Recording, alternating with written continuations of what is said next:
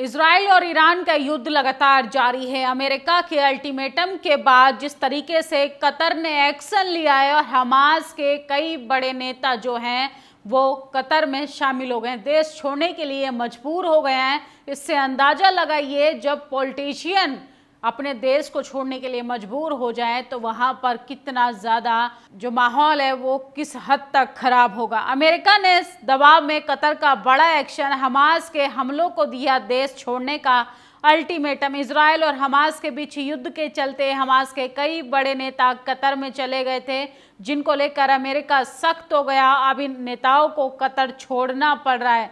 तो सोचिए, अमेरिका के प्रेसिडेंट जिस तरीके से डोनाल्ड ट्रंप ने चेतावनी दी थी और वो जिस तरीके से एक्शन मोड में आ गए हैं कि इजराइल को अब किसी भी कीमत पर युद्ध बंद करना पड़ेगा, युद्ध पर पूर्ण विराम लगाना पड़ेगा।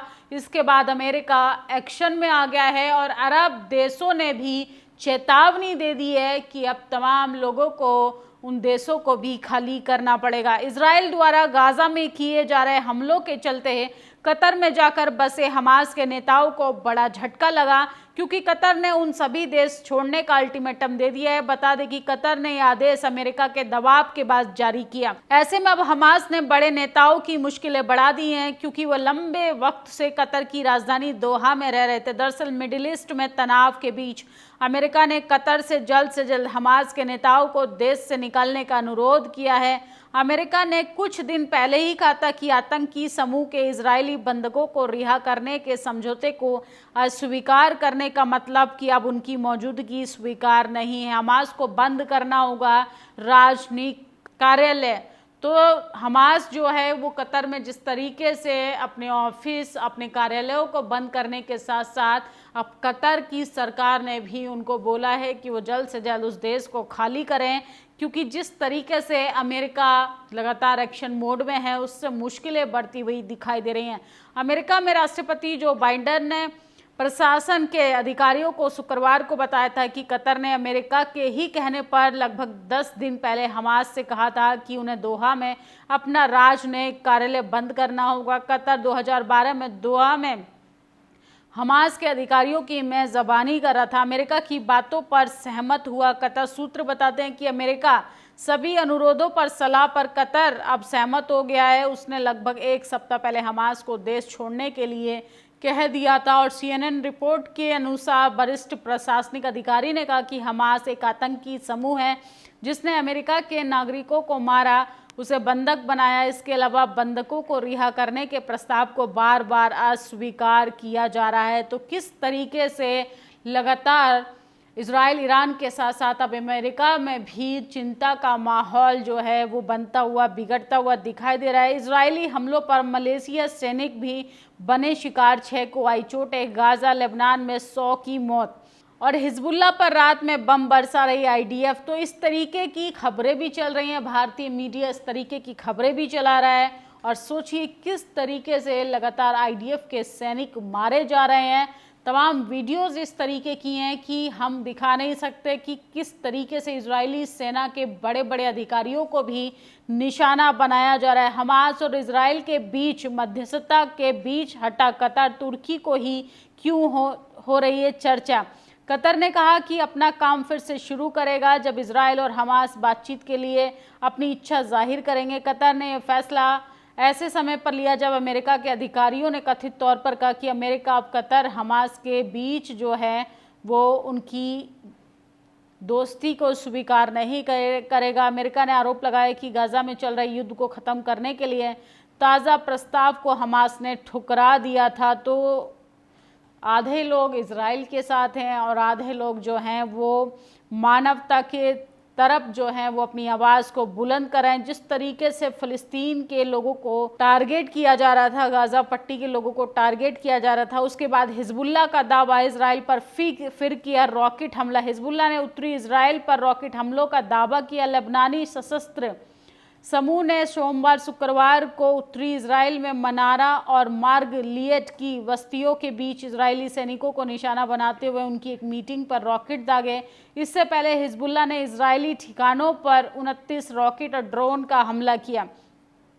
फिलिस्तीनी और इजराइल के बीच 2 दिन का युद्ध विराम। मिस्र ने 2 दिवसीय युद्ध विराम समझौते का प्रस्ताव रखा, जिसके तहत गाजा के 4 इजरायली बंधकों को इजराइल में बंद फिलिस्तीनी कैदियों के बदले में रिहा किया जाएगा। इस प्रस्ताव की घोषणा मिस्र के राष्ट्रपति अब्देल फत्ताह अल सीसी ने रविवार को एक संवाददाता सम्मेलन में की। तो सोचिए, मिस्र भी लगातार 2 दिन के इस युद्ध पर पूर्ण विराम लगाने की कोशिश कर रहा है और इस्लामी सरकारों को इजराइल के खिलाफ क्यों खड़ा होना चाहिए।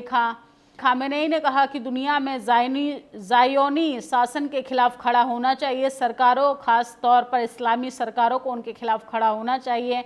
हम इस बारे में बात नहीं कर रहे, हम उस शासन की मदद नहीं चाहिए।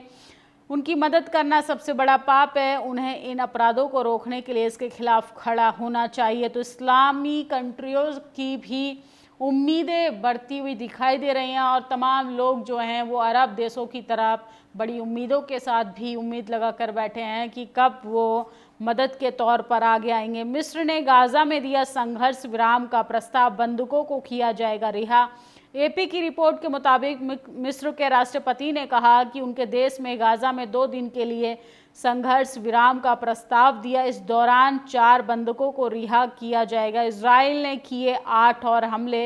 हिजबुल्लाह का दावा। लेबनान में हिजबुल्लाह सशस्त्र समूह जिस तरीके से दावा करा है, हिजबुल्लाह ने दावा किया है कि इजराइल लगातार हमला कर रहा है और तब की खबरें आ रही हैं कि इजराइल भी इस युद्ध में अकेला पड़ गया है। तमाम देशों ने उससे अपना पीछा छुड़ा लिया है, हथियारों की सप्लाई बंद हो गई है।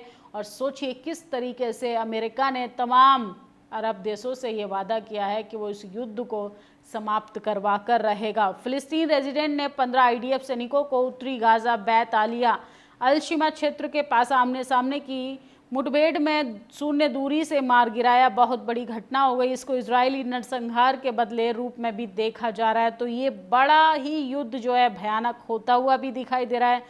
फिलहाल मिस्र के राष्ट्रपति ने कहा है कि 2 दिन का युद्ध पर पूर्ण विराम लगाया जाए।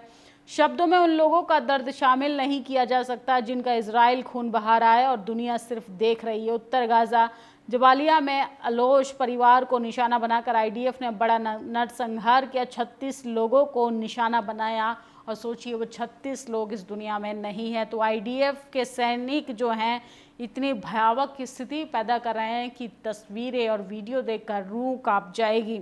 सऊदी अरबिया के चीफ ऑफ स्टाफ संयुक्त सैन्य अभ्यास पर चर्चा करने के लिए आज ईरान का दौरा करेंगे। पर्शिया गल्फ के अरब देशों में ईरान के खिलाफ करने की ट्रंप की संभावित योजनाओं के बावजूद सऊदी अरब की ये पहल महत्वपूर्ण रहेगी। सोचिए, तमाम अरब देश भी अब हाथ आगे बढ़ा चुके हैं और इस युद्ध को पूर्ण विराम की तरफ ले जाने की पूरी कोशिश की जा रही है। इजरायली मीडिया लेबनान में दागे गए हिजबुल्लाह रॉकेट इजराइल के गैलीली पैनहैंडल तेलहाई क्षेत्र में सटीक निशाने पर लगे, लेकिन इजरायली मीडिया इन तमाम तस्वीरों को छुपाने की बिल्कुल कोशिश कर रही है। हिजबुल्लाह ने एक वीडियो जारी किया है जिसमें पिछले संघर्षों में इजराइल की प्रगति की तुलना की गई है। 1982 में 7 दिनों में बैरूत लेबनान राजधानी और 2006 में 33 दिनों में वादी अल हुजैर तक पहुंचना। 40 दिनों के बाद आईडीएफ सीमावर्ती गांव में फंसी रही। तो सोचिए किस तरीके से आईडीएफ की सैनिकों को भी परेशानियों का सामना करना पड़ा है और कितने शर्म की बात है।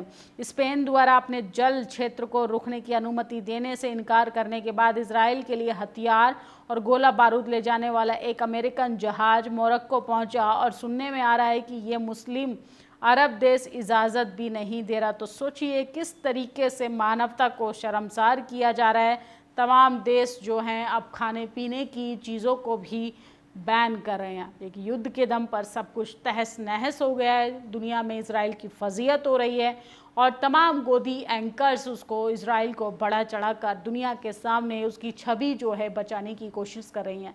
ये तमाम युद्ध की अपडेट थी। फिलहाल पूरे युद्ध में इजराइल और इजराइल के प्रधानमंत्री बुरी तरीके से फंस चुके हैं। अमेरिका इस युद्ध को रोकना चाहता है क्योंकि अमेरिका ने तमाम अरब देशों से वादे किए हैं, क्योंकि इसका असर सीधा सीधा तमाम देशों की अर्थव्यवस्था पर पड़ेगा। आपकी क्या प्रतिक्रिया कमेंट बॉक्स में जरूर बताइएगा। शुक्रिया। नेशनल दस्तक की आपसे गुजारिश है कि अगर इसको बचाना चाहते हैं तो नेशनल दस्तक को सब्सक्राइब करने के लिए रेड कलर के सब्सक्राइब बटन को दबाएं, फिर बेल आइकन की घंटी दबाएं। नेशनल दस्तक को बचाने के लिए बहुत जरूरी है कि हर खबर को शेयर करें, लाइक करें, कमेंट जरूर करें।